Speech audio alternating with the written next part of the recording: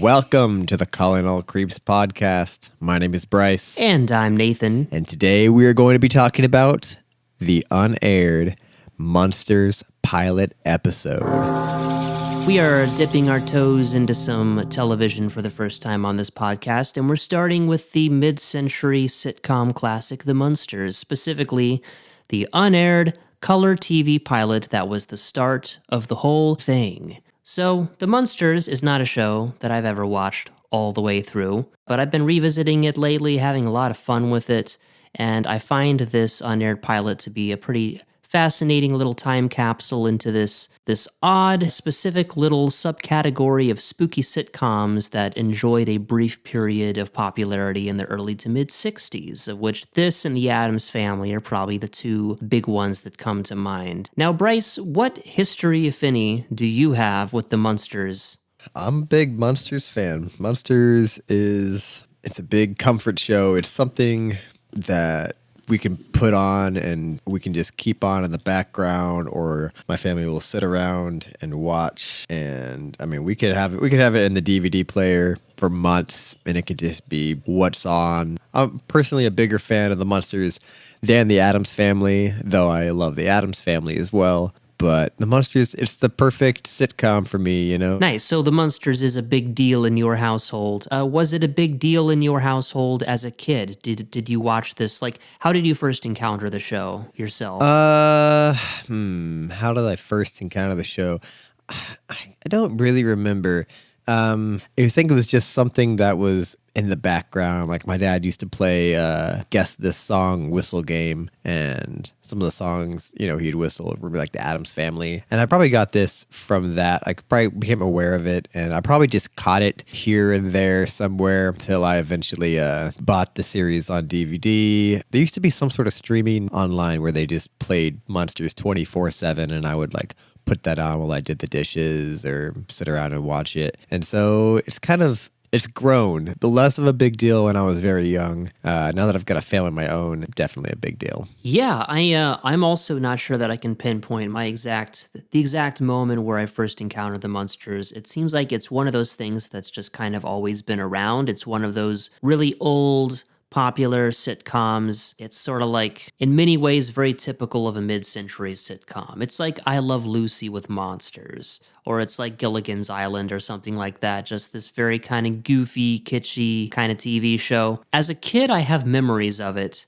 and I'm not sure if it was my parents had VHS tapes of it that they were watching or what, or maybe I was just catching episodes of it on TV, Turner Classic Movies or something like that, but it seems like it's always been kind of around in the back of my mind. Now, instead of attempting to talk about the show as a whole, I thought it would be cool to talk about this pilot, because it offers a different version of what the show could have been or might have been if it hadn't been for the changes that they made in the cast, among other things. So, why don't we get right into it? This episode was a color-pitched presentation, a test episode, basically, that was shot and pitched to CBS, produced by Universal. And in the end, two of the original cast members were replaced, and the pilot was reshot, airing as the second episode of the series proper. Now, have you seen or do you recall what this episode eventually became? They reshot everything here and finished out the storyline and released it as episode 2 of the main series in black and white. Yep, I'm pretty familiar with the regular episode in the series. Yeah, you can tell little differences. But yeah, this is only like half of an episode. It's only about 13 or so minutes long. Yeah, it's really just a proof of concept. Just to give the people at CBS an idea of generally what the show was going to feel like, what the jokes were going to be like. But yeah, so let's get into the cast a little bit. We've got Joan Marshall as Phoebe Munster here. That's the main big difference that comes to mind with this. Instead of Yvonne DiCarlo as Lily in the final version of the show, Joan Marshall plays Phoebe as this very Morticia Addams-like character. She's a lot more brooding, I guess. She has a different vibe. It's a different character, it really is. Brooding and dreary is a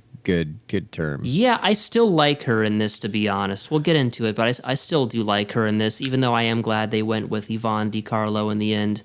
But yeah, so that's the first one. Al Lewis is Grandpa. He's the star of the show as far as I'm concerned. That guy is a fucking legend. And then Beverly Owen as Marilyn. And we've got Happy Durman as Eddie instead of Butch Patrick. This is the other main difference here. In the casting, we have a different kid. As I'll explain later on, I much prefer the version of this character that we got in the final show, too. And then we've got Fred Gwynn as Herman and Edward Mallory as Jack, the boyfriend. So that's our cast for this initial episode. I can see why they made the changes that they did. Very glad they kept Al Lewis as grandpa, and of course, Beverly Owen and Fred Gwynn. Do you have a favorite Munsters character, Bryce, or a favorite actor that appears in this? I'd have to go with Herman.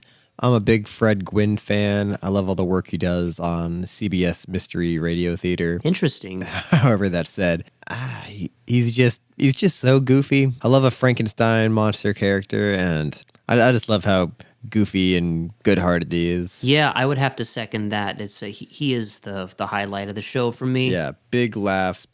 Despite looking totally gruesome and hideous, he gives the character this very likable, disarming charm. Very charming. Yeah, so, all right, this episode... Also, maybe the very first thing you notice if you watch this is that it's in color, shot very beautifully in full Technicolor. It looks great. But it was also expensive. It cost the studio as much as $10,000 more per episode to shoot in color than it was to shoot in black and white. So they switched to black and white. $10,000, keep in mind, that's in 1964 money. I can't really comprehend where all that money is going, but it would have been a shit ton more expensive. Oh, I was going to say, yeah, if they had shot it in that, I mean, I think we only have, 2 seasons of the Munsters, right? Yeah, I'm pretty sure they Netflixed it. Yeah, if it had cost $10,000 more an episode, who knew if we would have even gotten that much? I always feel like the 2 seasons is short enough for me. I would have loved it to go on longer. Plus, I love a good black and white feel. A little more reminiscent of Universal horror films. I do like the black and white feeling too, because it's familiar, I suppose. But I gotta say, or I gotta ask, how do we feel about the color? I personally think this episode looks really beautiful. I cannot deny that it's eye-popping. It's very visually catchy. I dig the color in this pilot episode. Yeah, what it does for me is it throws me off. So when you're watching the regular series, I think subconsciously you're kind of guessing the colors of things.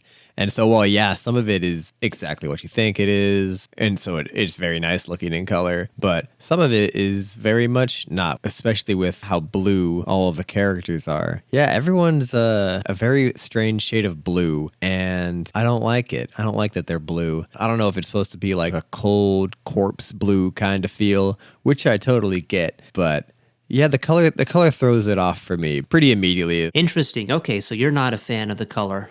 All right. Yeah, I can see what you're saying. I think that the characters are extremely blue. That is true.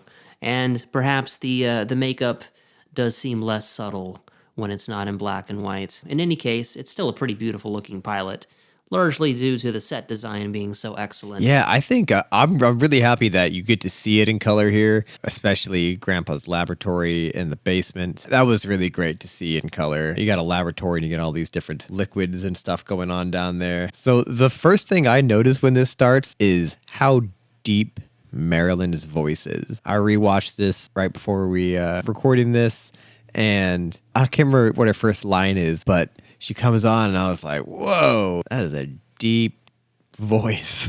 I didn't notice that. Well, maybe that was another note from CBS. They didn't use a different actress for Marilyn, did they? No, I don't believe so. They end up changing her in the series, and so I'm pretty sure I've got an idea of what she looks like. But I'm pretty sure this is the same actress. Well, like I said before, the biggest difference here is probably Phoebe, played by Joan Marshall, is this very Morticia Addams-like version of the character. It seems the network wanted a more well-known name in the role, and so that's why they went with Yvonne DiCarlo instead, who was more of a B-movie star. And so when she was brought aboard, she was something of an outsider to the other members of the cast. Yeah, I was watching some interview clip lately of Al Lewis where he was like, Yeah, when we heard that they brought this new lady aboard, me and my buddy, we barged into the office and said, "Fuck you. What do you mean you replaced her? We're from New York, buddy. Let's fight about it."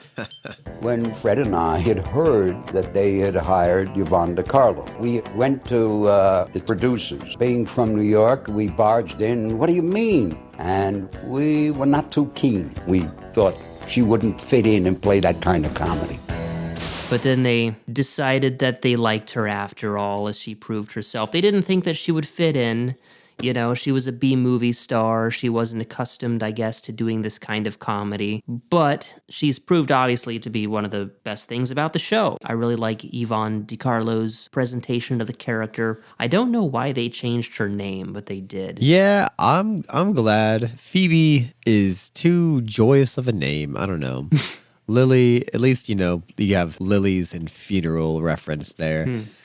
Phoebe's so sunshiny. Maybe it's because I think of Phoebe from Friends. Yeah. But yeah, I think I had read that they changed the actress due to too similar of a likeness to Morticia and or Vampira. I don't think that they changed it because she was similar to Morticia, because the Munsters and the Addams Family actually both started at pretty much the same time within a week of each other. So it would seem that the similarities were just like accidental, but the network just wanted a more well-known name in the role. First of all, Addams Family and Munsters are kind of the same show, right? When I was a kid, I don't think I understood that they were actually two different things. I think I just kind of thought they were the same thing or whatever. I don't know. Did you ever have that confusion? Strangely, I feel like I did. I feel like I mixed their children up a little bit. Like when I was really young, I wasn't sure like which kid was on which show. But Addams Family, I did watch a lot more of that growing up. So I was a little more familiar with the Addams Family growing up.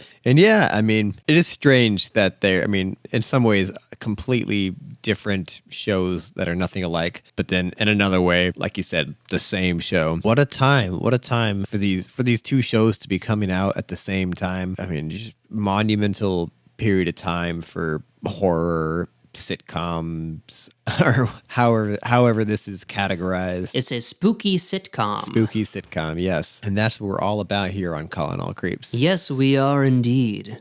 Okay, and then just a little bit about Eddie. Played here by Nate Happy Derman, a child actor who was also recast for the main show, and his performance as Eddie here is a lot more feral and annoying. I find I can see why the CBS executives demanded a recast. Butch Patrick was put in the role and does a much better job, in my opinion. Oh, yeah. No offense to Happy Derman, but whose fucking name is Happy? Yeah, that was his first mistake. That always gets me. Whenever I play this, I just go, Happy Derman. I'm like, okay, first of all, I'm not sure you should be in this show. That's probably rude, but that's a silly fucking name. More like Fired Derman, if you ask me.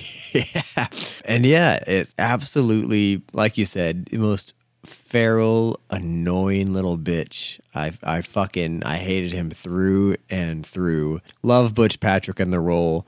Have you ever met Butch Patrick? Have I ever met Butch Patrick? No. Have you? Yeah. He comes to the area about once a year, and you can go meet him. I think last year, yeah, I was headed there and caught him packing back into his car. Met him where? There's a store in Lawrence called 1313 Mockingbird Lane, after the Munsters address. And Butch Patrick comes about once a year for a showing or signing. Super great. A Butch Patrick sighting. Yeah. That's hilarious. Yeah. What's he like in person? He seems super nice. Interesting. How old is he? He's got to be like in his 70s, right? Probably, yeah. Really, I mean, young feeling for his age. I mean, he doesn't seem like an old man at all. I would like to think that Butch Patrick just shows up completely unannounced and takes over the store for the day. But anyway, let us get into the meat of the matter, and that is the episode plot. There's not much plot to get through, but, it'll be fun to go over it a little bit here and talk about some things. So, the episode opens with a really striking exterior shot of the Munsters' house, looking all gothic and stylish in full Technicolor with fog and moody lighting and all that. The score is very nice. It's a fun mashup of old horror film scores with contemporary sitcom music, more poppy sounding music of the period. And Marilyn and her boyfriend Jack pull up. This is, where you live? Yep, this is it. Jack is nervous. Marilyn convinces him to come in, says, "I've had such a good night. I'd hate to see it end." He says, "I guess I could walk you to the front door." A wolf howls in the distance, which is interesting considering we're in an American suburb in the 1960s, but nobody questions it. Well, it's probably Eddie. Oh, I guess I didn't consider the possibility. And this is my favorite running gag. It's just everyone's absolute terror just upon coming to the house. Most of these people don't even have to meet the Munsters before they're like, I don't know if I want to fucking go up there. It's creepy, you're crazy. Everyone's just like immediately like, this guy, probably just had a great date with Marilyn. And, you pull up to this house and he's like, never fucking mind. Marilyn is, young and beautiful as she is just considered the freak of the family. She's like the Meg of the family. That is, actually very funny the way they play it off here. So yeah, Marilyn ushers her date to the front door. Jack is all nervous and whispering and is like, "Oh, I don't want to wake your folks." Why are you whispering? I don't want to wake your folks. To which Marilyn delivers the first banger of the episode. "Oh, don't worry about them. They're always up all night." The laugh track lets us know that this is funny. How do we feel about laugh tracks, by the way? I personally, not really a fan of the convention. Oh, man, I like a laugh track. I can understand the hate of a laugh track if it's like forcing you to laugh when something isn't funny, but I like them. I think laughter is contagious. I'm not worried about whether someone is tricking me into the quality of your joke or TV show. Generally, I'm only going to laugh if it is funny, but if I get a laugh out of hearing some laughter, because it's contagious, I like it. I'm a big fan. I'm pro laugh tracks. Oh, okay, we got a pro laugh track guy over here. I would consider myself anti-laugh track. Yeah, I'm probably the only pro laugh track guy. The only one left in existence. Yeah, well, if you're gonna watch sitcoms, that's just one of those things that you have to accept as part of the package. Generally speaking, I'm not a huge sitcom fan. Largely for that reason. I mean, obviously, I like the Munsters and I like a few other things, but not really a fan of laugh tracks. This is a show that I enjoy in spite of the laugh tracks, but after a while, they can sort of blend into the background and not bug me too much. But yeah, so anyway, Herman answers the door. Hi, Uncle Herman. Hello, Marilyn. We get our first big close-up of Herman. It's this actually really nice shot where the camera zooms into his face, and we get our first good look at him. Herman is looking a lot thinner here. He has a lot less padding. Yeah. So he looks kind of skinnier and younger. He does, much thinner looking. Obviously, he's fucking blue, like he, just came out of an Eiffel 65 video. And yeah, you're right. Like, though I'm sure this pilot and the actual series weren't filmed that far apart, I assume through the makeup. I mean, he looks, maybe 20 years younger. Yeah, I was gonna say, he looks like some kid. Right, yeah, it looks like almost like a teenager, maybe in his early 20s. The regular Herman is so adult feeling, and this, you look at this guy and he's just, not only does he just look sad and dreary, but really young. Yeah, so as soon as Jack, the boyfriend character, sees him, he runs off, and you can probably tell that the footage is very clearly sped up, gets in his car and drives off. Oh, Uncle Herman. Marilyn seeks comfort from Uncle Herman, saying, "What's the matter with me anyways?" Introducing the running gag of Marilyn being the oddball of the family by being normal. And I assume that they called her Marilyn because it's like, oh, she's a glamorous blonde like Marilyn Monroe. Yeah, and I love that she's so part of the family. She's such, again, everyone in this show is so goddamn good-natured. Obviously, none of her issues with her dates has anything to do with her.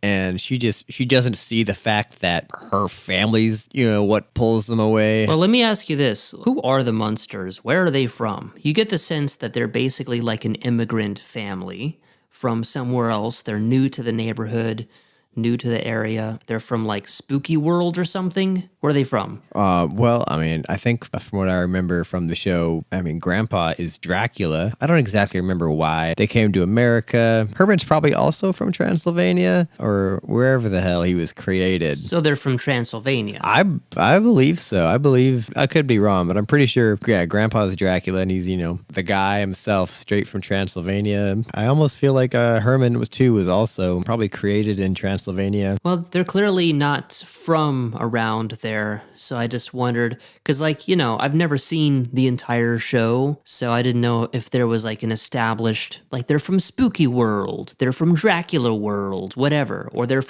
literally from Transylvania. I guess it's not really explained explicitly, and we've probably thought about it more just now than the writers of the show did in their entire lives, to be fair, because this is like a sitcom, so it's just whatever, anything goes. But yeah, it's a show about a family, an immigrant family attempting to assimilate in the American suburbs, not very successfully. So then the opening credits happen.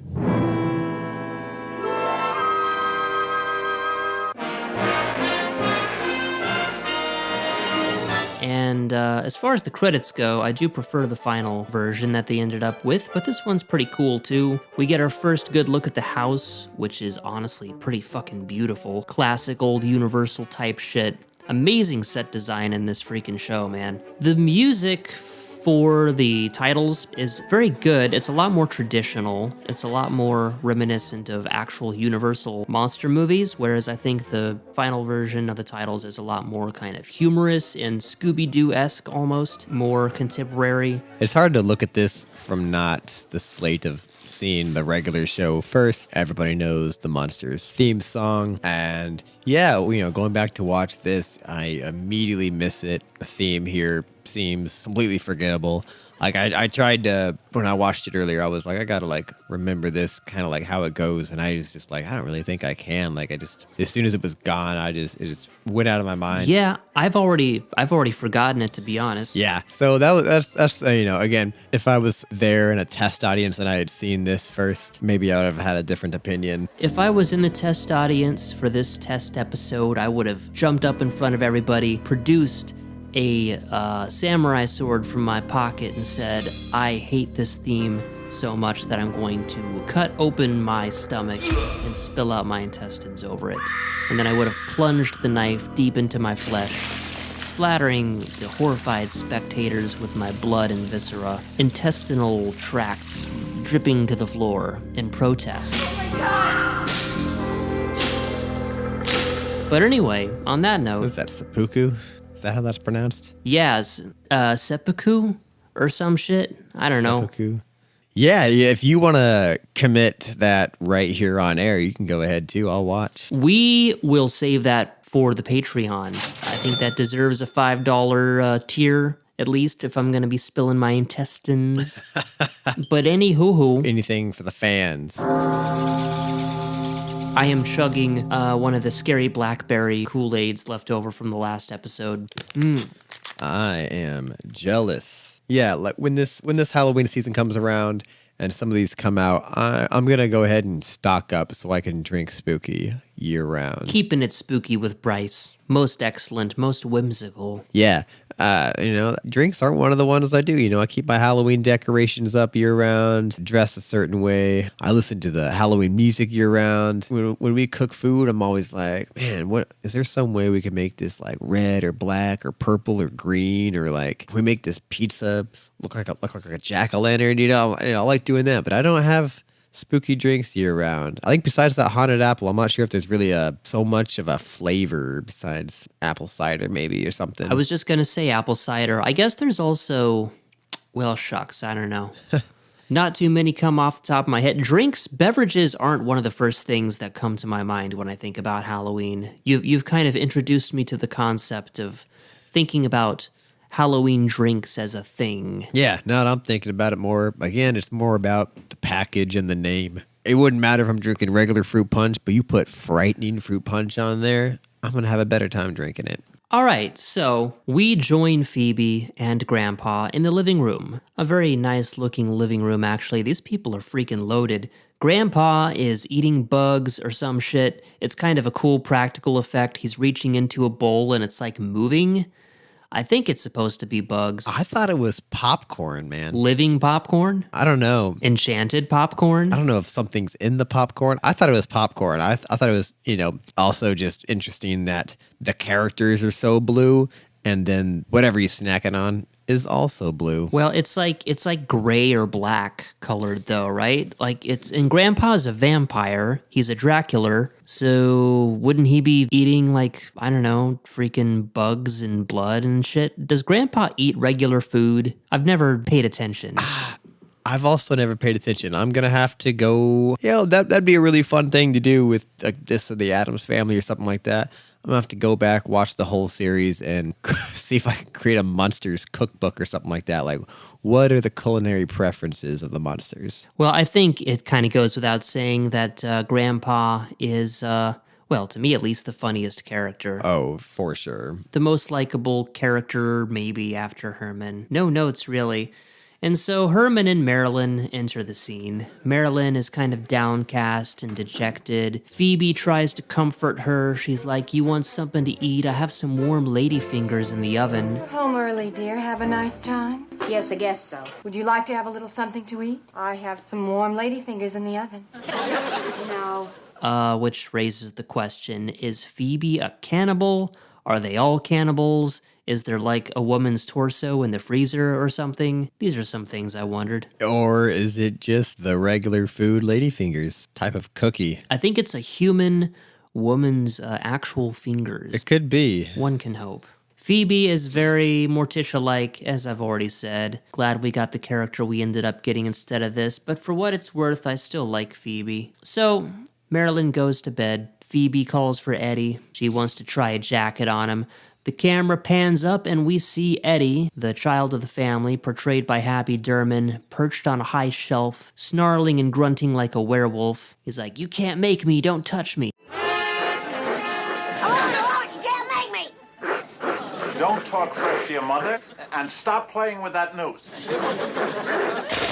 This kid sucks. Yeah, I'm glad this is the only part even this episode is only 13 minutes long. The little part he's in here is more than I could stand, this little shit. Yeah, I'm kind of in pain the whole time he's on screen. I'm glad that they ended up just making Eddie more of a normal little kid character and not this rah, rah, snarling feral creature that we got here. It's just too much, I think, too distracting. Yeah, it's not enjoyable at all. It feels really in contrast because even in this pilot episode, I feel like the two emotions I'm getting here are obviously the fact that this is a comedy and so it's funny, but then comparatively to the regular show, everybody just seems so dreary and melancholy. It's really gloomy, and then there's just this kid going ape shit. It feels a lot more like a dysfunctional family here. It's like a family in a Rob Zombie movie, just screaming at each other constantly. Yeah, and he's like, "Oh, you don't treat Marilyn like this." Yeah. It's kind of nasty. I mean, I don't know, dysfunctional family, is obviously, sitcom material, but this seems just I hope Happy Durman went on to bigger, better things, but thank God for Butch Patrick because this Eddie fucking blows. Yeah, so Herman chastises Eddie for talking back, because Eddie's going off "You never let me have any fun, you never talk that way to Marilyn," and Phoebe says, "You must remember that she's not as fortunate as the rest of us." Just getting in just another, they're very mean to her, they're super bitchy about Marilyn. They send Eddie to bed, thank God. And Grandpa says, "Spunky kid, I wish Marilyn had some of that spunk." I know, I remember that line, and I remember thinking fucking hell no, we don't. Jesus Christ, Grandpa. But, yeah, right. It's so funny that the most normal person in the family is seen as the outcast. Very similar to the Addams Family in that respect. Yeah. And again, what I was saying earlier is that I love that Marilyn also sees herself that way. She's like, "Gee whiz, why am I such the loser oddball of the family?" Yeah. And just even though she goes out into the real world all the time and probably sees that she's like everybody else, she thinks they're the normal ones and the ones to be looked up to and emulated. I love that about her. Yeah, both this show and the Addams Family are making use of contrasting old universal horror tropes and the kind of goth aesthetic against mundane suburbia for comedic effect. Yeah, some contrasting norms for sure here. So Marilyn goes to bed, and Herman and Phoebe just start talking shit about her, how she can't get anywhere with the man. It's established that Marilyn is Phoebe's niece, her sister's kid, and Herman's like, nobody on my side of the family ever looked like that. Funniest line of the episode, I think. Because, I gotta say, his makeup is pretty gnarly. There's a couple close-ups here and there where it's like, ugh, the guy looks genuinely kind of gruesome and intimidating. Yeah, I was gonna say those close-ups are rough. They are, man, and it's only through his performance that he manages to come across as so endearing, so disarming. But that makeup job on him is gnarly. But of course, they're all monsters, so Marilyn is the oddball. She's the ugly duckling. Yeah, so Grandpa says, I wish she'd get married. We could use some fresh blood in this family. Ha ha. Go fuck yourself, Grandpa. Man, no, those are the lines I look forward to. I don't know. That one's a bit rough for me. And they kept it. They kept that line in the final version of this episode. That was one of the ones they were like, oh yeah, we can't lose that one. Yeah, that is exactly the writing of why I love this show. It's like watching the Flintstones. You just have to think of every detail. When in the Flintstones, everything has got to be rock something, And that's fucking hilarious. And so in this show, you can't just say normal things. You gotta every line you gotta look at and be like, how can I take this line or this item or this thought and spookify it? Well, all right, Bryce, you bring up an interesting point. You are the type to see that the glass of blood is half full of blood. Because it's a horror thing. Speaking of glass, he's got a drink here, and his drink is smoking. I love that. I assume it's got dry ice in it or something. How very Bryce-like of you to notice what beverage is being drunk. I didn't even notice that. Lots going on. Oh, man. My wife and I had bought vials and test tubes and beakers and shit for drinking glasses. And I love drinking out of them. I love, putting something in there and be like, I'm drinking this potion. And I saw that drink and I saw him, I need all of my drinks to smoke up when I drink them. That'd be fucking awesome. I want my life to just be the Munsters. You should just remodel your house to look like an old Universal castle or something, like an old movie set. I'm sure my wife is going to listen to this. If you are, that's what I want. She goes back and forth on it a little bit. Well, if you ask me, it's at least partly her own fault. There's no reason for a girl to have to look the way she does. Herman essentially says, well, if you ask me, it's basically her fault for looking like shit. And they're talking bad about her appearance and stuff, not realizing, I guess, that she is considered, obviously, very conventionally attractive in our world, in normal world or whatever. Normal, stupid human people world. Right? That's what I'm always saying. But they discuss ways that Marilyn could improve her appearance with beauticians and such. They get into an argument about it. Why don't you send it to that man who does your hair?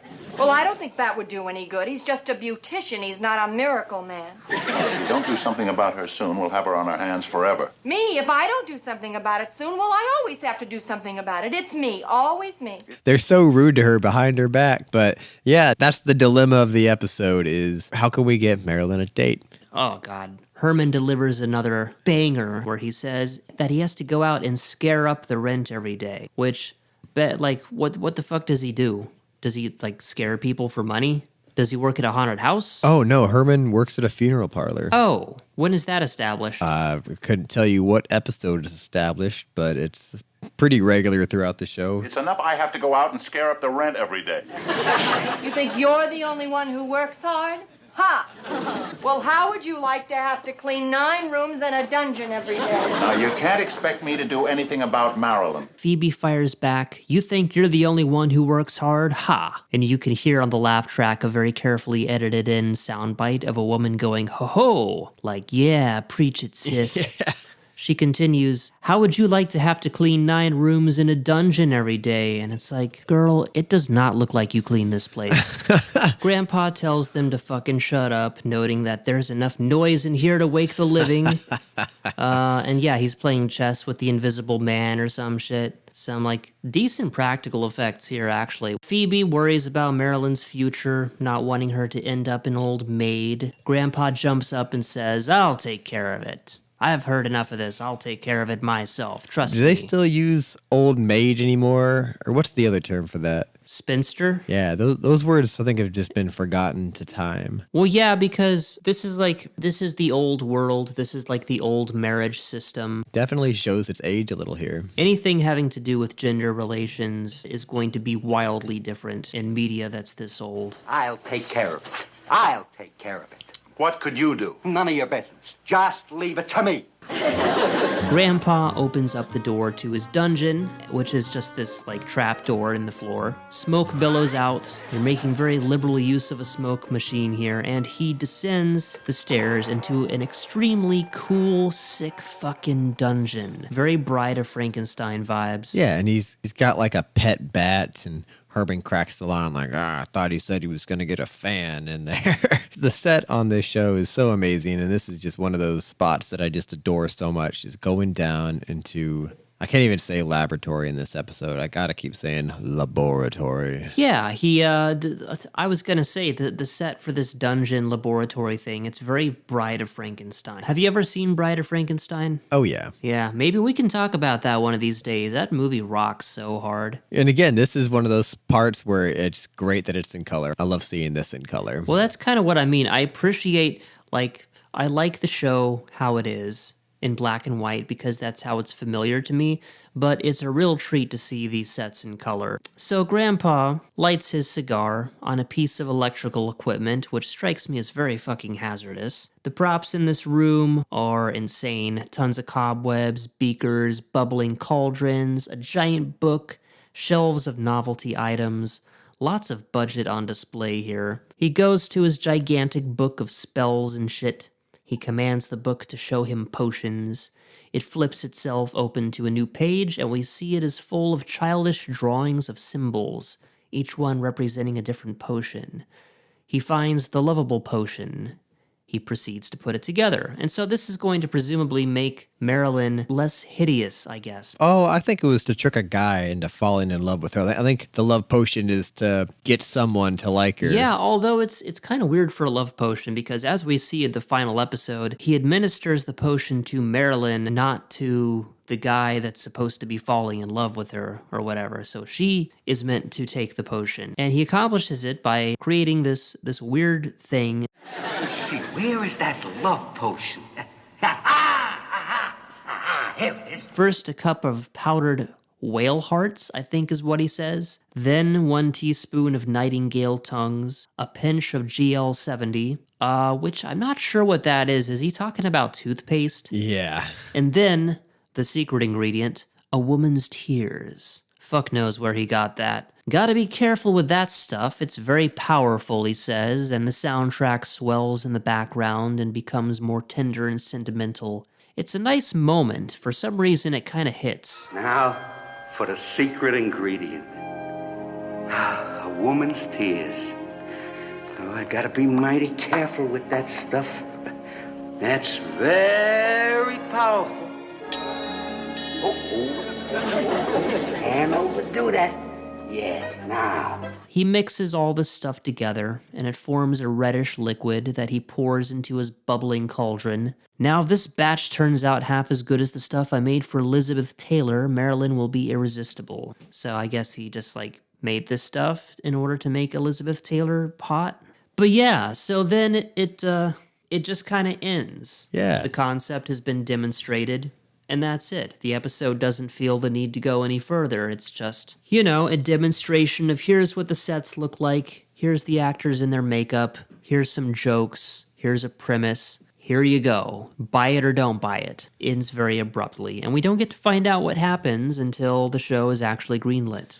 Yeah. But that brings us on to the main discussion. So, how do we feel about this first attempt? Bryce, what are your overall thoughts? If I just don't think about the rest of the show, still, I love this. I love the jokes. I love the setup. If this pilot had like not gotten greenlit, I would love this. I would wish for it. Every detail is paid attention to, you know, every item in the house, every, again, like turn of phrase, everything's tuned in. Compared to the actual episode, this falls short in some ways. In some ways, it's still very much the same. But standalone, I would give this a 10 out of 10. Disembodied human skulls. Man, at least an 8 or a 9. The only thing that really bugs me, I think it's the dreariness of the characters. It throws me off a little bit. And I think, you know, to a degree, if I was, you know, completely fresh-minded on this, maybe it would just make more sense to me. Because I don't think it's too out of the ballpark that this is how the characters could have gone and could have been. Yeah, but then it would be more like the Addams Family. Yeah, that's the only thing. It's hard to have your main characters not be enjoyable or something. They don't seem, again, they didn't seem very happy or enjoyable. And again, this is only half of an episode. But again, outside of that and the Eddie thing, I love this. What are your thoughts? I would say overall, I can't be quite as generous as you because the issues that this episode does have are significant. Most notably the Eddie character, like you said. And also the joke writing just isn't very good yet, in my opinion. There wasn't anything here that I found to be that funny in this particular episode, except in just kind of like a thematic way, like it was conceptually funny that Marilyn is considered ugly, even though she's not, but nothing actually made me laugh here. So the weakness of the joke writing and the weakness of some of the character presentation here, I'd have to give this more like a 5 out of 10 disembodied human skulls. Wow. What would you, I don't know how recently you've seen it, but what do you think you would give episode 2, like the full copy of this? Yeah, I was going to get into that a little bit, but overall rating, I would give that a probably 7 out of 10. Okay, yeah. The issues that are fixed in the final episode are significant. So, having said all of that, when the series was greenlit, this episode was essentially reshot and finished as My Fair Munster, and in this final version, we get a lot of the same dialogue and events leading up to where the Unaired pilot ends. In this version, Grandpa attempts to slip the potion into Marilyn's oatmeal, but Marilyn skips breakfast, and so Herman, Lily, and Eddie all eat it instead. Grandpa's potion works too well. Several neighborhood people become obsessed with the Munsters. Yolanda, the old lady next door, becomes infatuated with Herman. The mailman gets fresh with Lily, and an army of girls from Eddie's school chase him home. The potion wears off eventually, and the mailman and Yolanda flee in fear, which is the typical reaction people have. So funny. Good episode. All right, speaking of the monsters, let's just establish this once and for all. Are they literally supposed to be Frankenstein and Dracula?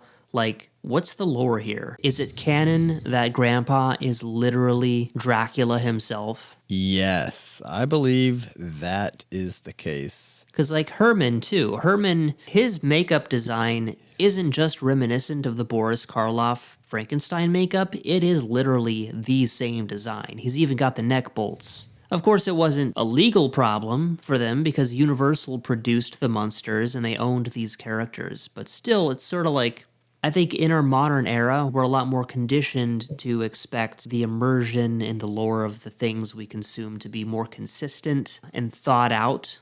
Maybe that just wasn't the mindset back then, and they weren't really thinking too much about these things. Yo, I just realized for the first time in my life right now that that's why they put the white streaks in her hair, because she's the bride of Frankenstein. Yeah. I never put it together. Oh, yep. She's Elsa Lancaster. That's crazy. I never realized that. Man, I'm kind of dumb. Yeah, and it's, again, just perfect attention to detail in this show. Her hair, her wardrobe, backstory. I mean, it's all very planned out, which is just great for the world building. Not only is the show making use of Universal characters, but also a lot of the props from the sets are from actual Universal monster films. Like, basically just wheeled off one set into another, pretty much. But overall, I find the show to be very charming. I feel charmed by it. I think it's whimsical. Trying to think of how to describe the aesthetic of this show. It's like mid-century Americana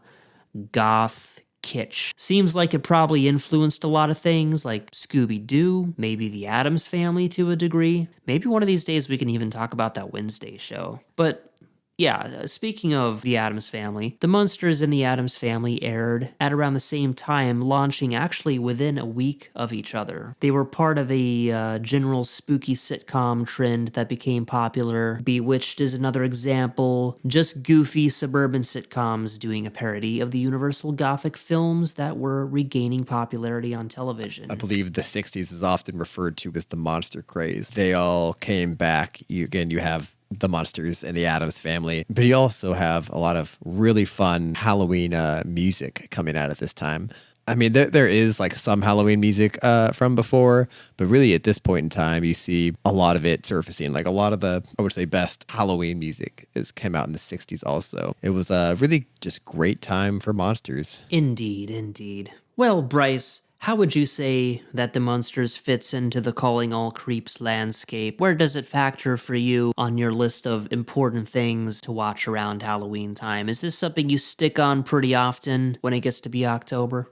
I'm not sure. I definitely do watch it in October, but I don't feel like I watch it so much in October because it is what it is. It just is something we do watch all the time. In the Calling All Creeps universe here, this is just top tier. I don't think many things top the Munsters, man. It's spooky.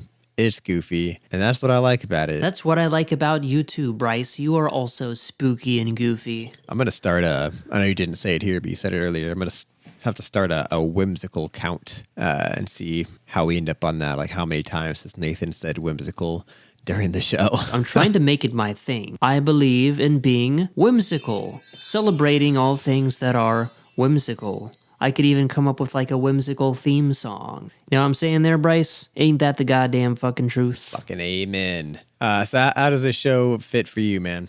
Well, you know, these episodes are only about 22 minutes long, so it's a real easy thing that you can just like turn your brain off, just toss one of these things on after a long day, and you don't have to think about it. You can just kind of enjoy it. There's no like modern cynicism. It's just sort of like wholesome. Very wholesome. And it can be consumed very casually. I'm mostly attracted to its aesthetics. I don't find it, I confess, particularly funny. Really? I don't find myself laughing at the jokes very much. Yeah, I find it conceptually funny in some ways, just like the general premise.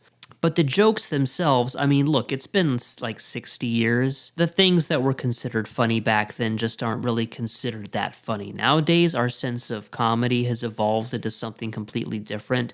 So it is very quaint and kind of naive and cheesy, but that doesn't bother me. It doesn't have to make me laugh. Yeah, I find it really funny. All the jokes are at least up my alley. I find myself laughing all throughout this show. But that is a good point you bring up. Some parts might be a different style of humor. I remember before I consumed a lot of older media, before I listened to a lot of old-time radio or watched a lot of older movies. It took me a long time to get into any of the comedy, because it took me a long time before I really got a feel for it. Well, it's like I don't have to find Andy Griffith funny in order to enjoy the Andy Griffith show. The jokes in that show are terrible. All of them. Every single one. But I'll toss one of those on and I'll enjoy it, and it has its own charms. The Munsters, for me, it's all about the aesthetics, really.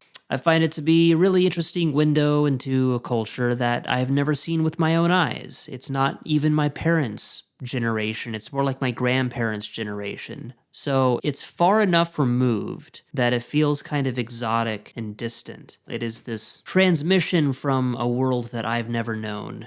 But I like the show a lot, you know. Yeah, we'll have to get you a copy of the whole series so you can watch it all the way through. It's great. But anyways, that was the Munsters Unaired pilot episode. Bickety bang. Yeah, honestly, I don't know what else I can really say about it. I think I've expressed more actual thoughts about the Munsters than I've ever thought in my entire life, because I've never really thought about this show that much. I've just kind of consumed it. I find it mildly amusing, very charming, and certainly extremely fucking whimsical. Wouldn't you agree, Bryce, as you pour yourself another cup of coffee at 11 p.m.? Extremely fucking whimsical. Thank you very much. And if you were a monster, What kind of monster would you be, Bryce? Oh my God. I think about this all the time. Ugh, what a great question. I've always been told, and I've always kind of put on a lot of the vampire vibes. I love vampires. I've got my bat belt buckle on and my bat earrings or my coffin earrings and my bat necklaces. I like having sideburns. Yeah, your mutton chops do not fuck around. Yeah, and then, if in my hair, I never know what I want to do with my hair anymore, so I'm always changing it.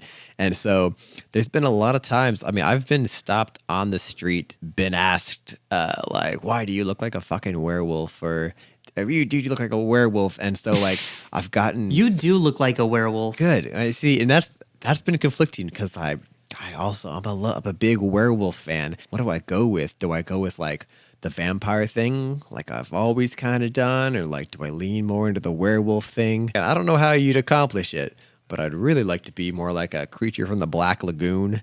That's kind of my favorite. I don't know. Maybe if I put some makeup gills on or something, it could be the Gill Man. I don't know. So I fit somewhere between there. What monster do you see yourself as? Probably just like a mass killer. It's funny. I was going to ask, what do you think I would be? A zombie. Zombie? Honestly. Yeah? Yeah. I feel like you would rock the zombie limp. And just hanging out in a graveyard is something you like to do anyways. But yeah, and I was going to say, for you, some sort of a madman, psycho, let loose, some sort of a... Just a crazy person. Yeah, something like that, yeah. Something cackly, something creepy, something smiling, You ever watch Courage the Cowardly Dog? Oh, hell yes. We're going to have to talk about that at some point, too. Oh, yeah. There's a lot of people oh, I can't watch that. You are not about to tell me that I look like, what's the guy's name? Fred? I know what you're about to say, you fuck. Freaky Fred. You are not about to say I do not look like Freaky Fred. You cannot call me hot in the last episode and then say I look like Freaky Fred. There's a lot of people that say oh, I can't watch this episode because it scares me. He's the only character that freaks me out, man. Then I was naughty, and he just puts that big crazy grin on his face. Yeah, that shit is fucked. And does something that's it's not even so horrible. And that's where I feel like it fits you too. I don't think I see you as someone that's doing something so evil as to be literally murdering someone maybe, but definitely doing something just something off. Well, I'm glad that's how you think of me, Bryce. There's got to be some weird, slightly maniacal thing you like to do with a big grin in your face. Something cackly. I like it. Something cackly. That's how I see you. Okay, well, it's good to know that that's how you see me. Naughty. All right, Bryce, well, go ahead and close us out if you could, please. That'll do it for this episode of Calling All Creeps. Tune in next week for another spooky episode. Bad dreams. Bye, thanks for listening. It's okay to murder. It's okay to murder, just as long as you do it with a smile on your face, just as long as you have a good reason.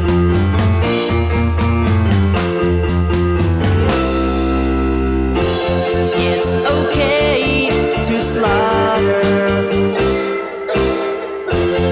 It's okay to dismember, just as long as you don't mess your pretty little face, because honey, that would be murder.